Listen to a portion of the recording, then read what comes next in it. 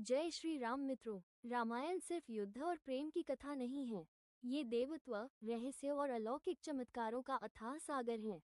आज हम सुनेंगे एक ऐसी कहानी जिसकी गहराई आज भी साधारण बुद्धि से परे है।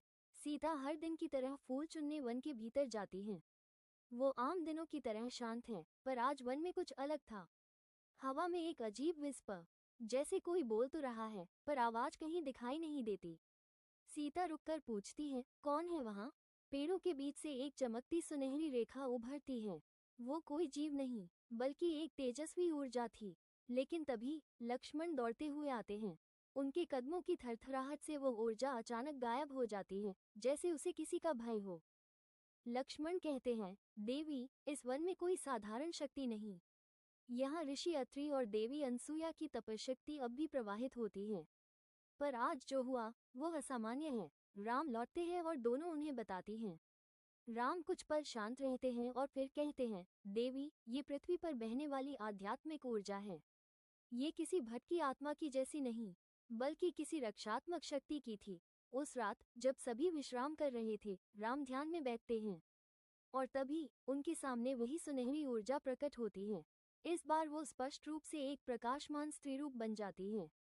वो हाथ जोड़कर कहती है, नारायण, मैं इस वन की रक्षा शक्ति हूँ। जब भी कोई महान आत्मा इस धरती पर अवतरित होती है, प्रकृति स्वयं उसकी रक्षा करती है।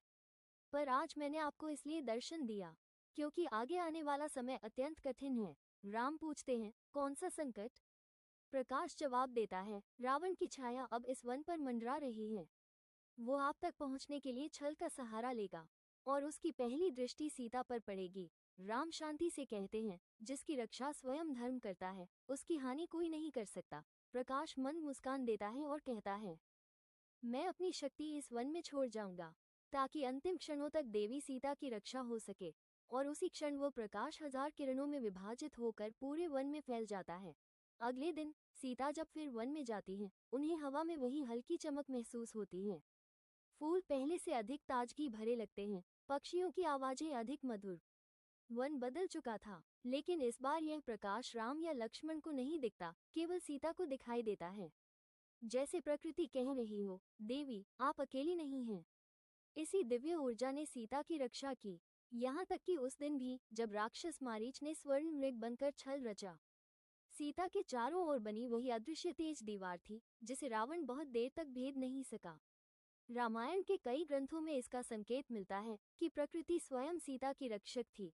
मित्रों, रामायण का हर पन्ना किसी रहस्य से कम नहीं। अगर आप चाहते हैं ऐसी और अनसुनी कहानियां, तो कमेंट में जय श्री राम लिखना मत भूलिए।